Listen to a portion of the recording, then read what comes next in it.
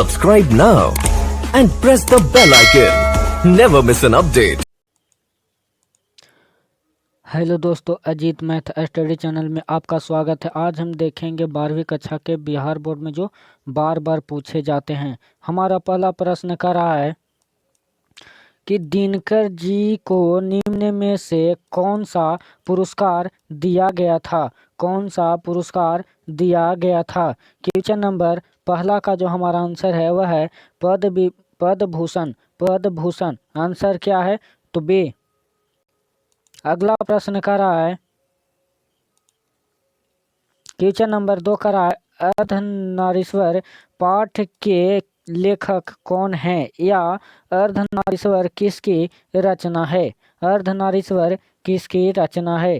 Question number 2 का जो हमारा आंसर है वह है रामधारी सिंह दिनकर। रामधारी सिंह दिनकर आंसर क्या है तो बी।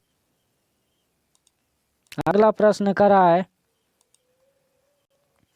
क्वेश्चन नंबर 3 का रामधारी सिंह दिनकर की रचना कौन सी है। रामधारी सिंह दिनकर की रचना कौन सी है। क्वेश्चन नंबर 3 का जो हमारा आंसर है वह है Ardhanarishvara. Ardhanarishvara answer D.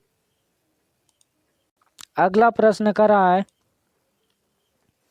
Question number 4 का है दिनकर जी का जन्म बिहार के किस जिले में हुआ था। बिहार के किस जिले में हुआ था। क्वेश्चन नंबर 4 का जो हमारा आंसर है वह है बेगूसराय। बेगूसराय आंसर क्या है तो बी। अगला प्रश्न कर रहा है क्वेश्चन नंबर 5 का अर्धनारीश्वर में किस गुण का समन्वय है। किस गुण का समन्वय है। क्वेश्चन नंबर 5 का जो हमारा आंसर है वह है नारी और पुरुष दोनों के। नारी और पुरुष दोनों के आंसर से। अगला प्रश्न कर रहा है क्वेश्चन नंबर 6 का है दिनकर जी की पहली काव्य पुस्तक कौन सी है। पहली काव्य पुस्तक कौन सी है। क्वेश्चन नंबर 6 का जो हमारा आंसर है प्रणभंग। प्रणभंग आंसर क्या है तो डी। अगला प्रश्न कर रहा है क्वेश्चन नंबर 7 का है दिनकर जी की पहली कविता किस पत्रिका में प्रकाशित हुई थी। किस पत्रिका में प्रकाशित हुई थी। क्वेश्चन नंबर 7 का जो हमारा आंसर है वह है छात्र। छात्र सहोदर। छात्र सहोदर आंसर क्या है तो ए है। अगला प्रश्न कर रहा है क्वेश्चन नंबर 8 का है दिनकर जी की पहली कविता कब प्रकाशित हुई थी। कब प्रकाशित हुई थी। क्वेश्चन नंबर 8 का जो हमारा आंसर है वह है 1925 में। 1925 में आंसर बी। अगला प्रश्न कर रहा है क्वेश्चन नंबर 9 का है दिनकर जी के अनुसार यदि पति विचार है तो पत्नी क्या है। पत्नी क्या है। क्वेश्चन नंबर 9 का जो हमारा आंसर है वह है भावना। क्या है तो भावना आंसर से। अगला प्रश्न कर रहा है क्वेश्चन नंबर 10 का है बुद्ध और महावीर ने नारियों को कौन सा अधिकार दिया था। नारियों का कौन सा अधिकार दिया था। क्वेश्चन नंबर 10 का जो हमारा आंसर है वह है क्वेश्चन नंबर 10 का क्या आंसर है तो भिक्षुणी होने का। भिक्षुणी होने का आंसर क्या है तो बी। अगला प्रश्न कर रहा है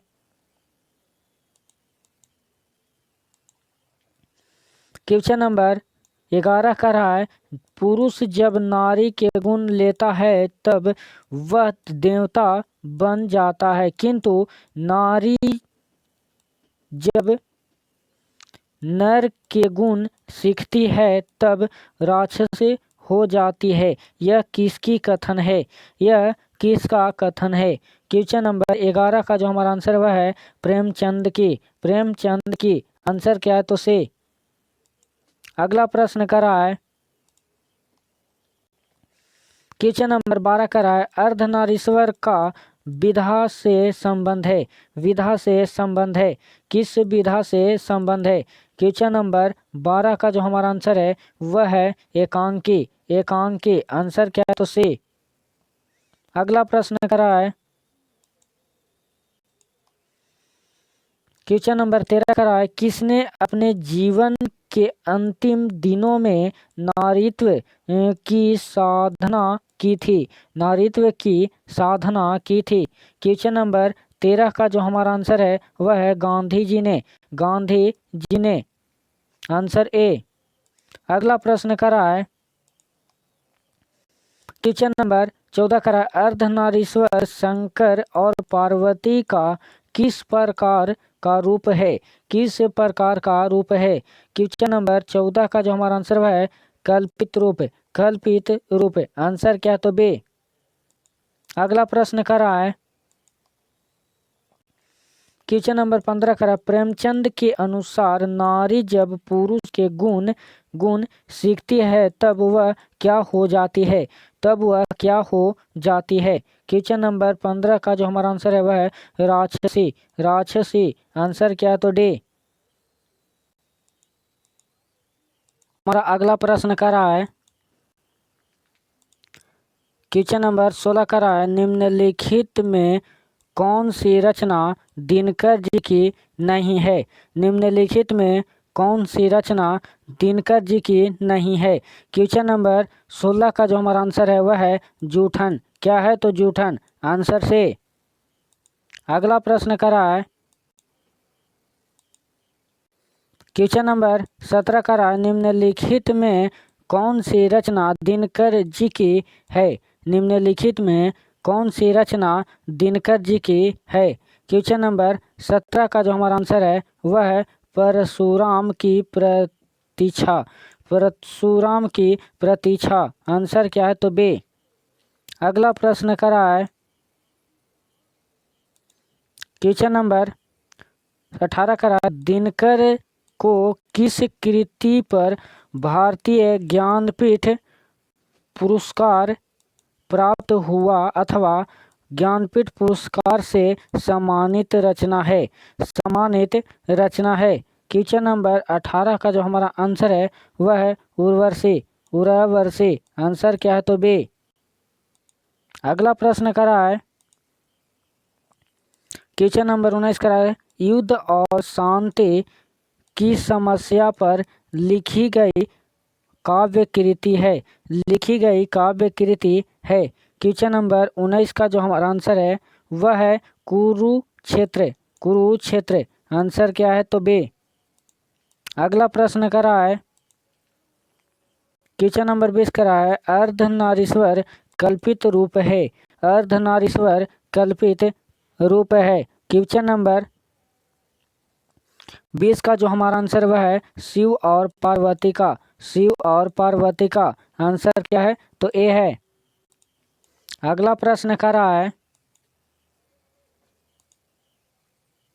क्वेश्चन नंबर 21 का रहा है, गंधारी कौन थी? गंधारी कौन थे? क्वेश्चन नंबर 21 का जो हमारा आंसर है वह है दुर्योधन की माँ। दुर्योधन की माँ। क्वेश्चन नंबर 21 का जो हमारा आंसर है वह है ए। अगला प्रश्न करा है क्वेश्चन नंबर 22 करा, प्रेमचंद थे। प्रेमचंद क्या थे? क्वेश्चन नंबर 22 का जो हमारा आंसर है वह है कथाकार। कथाकार आंसर क्या है? तो बे। अगला प्रश्न करा है क्वेश्चन नंबर 23 करा, दिनकर का जन्म कब हुआ था? दिनकर का जन्म कब हुआ था? क्वेश्चन नंबर 23 का जो हमारा आंसर है वह है 23 सितंबर 1908 को। 23 सितंबर 1908 को आंसर क्या है? तो ए है। अगला प्रश्न कर रहा है क्वेश्चन नंबर 24 का रहा है, दिनकर किस युग के कवि हैं? दिनकर किस युग के कवि हैं? क्वेश्चन नंबर 24 का जो हमारा आंसर है वह है छायावादोत्तर। छायावादोत्तर युग आंसर क्या है? तो सी है। अगला प्रश्न कर रहा है क्वेश्चन नंबर 25 का रहा है, संस्कृति के 4 अध्याय किसकी कृति है? किसकी कृति है? क्वेश्चन नंबर 25 का जो हमारा आंसर है वह है रामधारी सिंह दिनकर को। रामधारी सिंह दिनकर को आंसर डे। अगला प्रश्न करा है क्वेश्चन नंबर 26 करा है कौन सी कृति रामधारी सिंह दिनकर की लिखी हुई है? लिखी हुई है। क्वेश्चन नंबर 26 का जो हमारा आंसर है वह है शुद्ध कविता की खोज। शुद्ध कविता की खोज आंसर क्या है? तो ए है। हेलो दोस्तों, अगर हमारे वीडियो अच्छा लगा हो तो हमारे चैनल को सब्सक्राइब, लाइक और शेयर करना ना भूलिएगा। Subscribe now and press the bell icon. Never miss an update.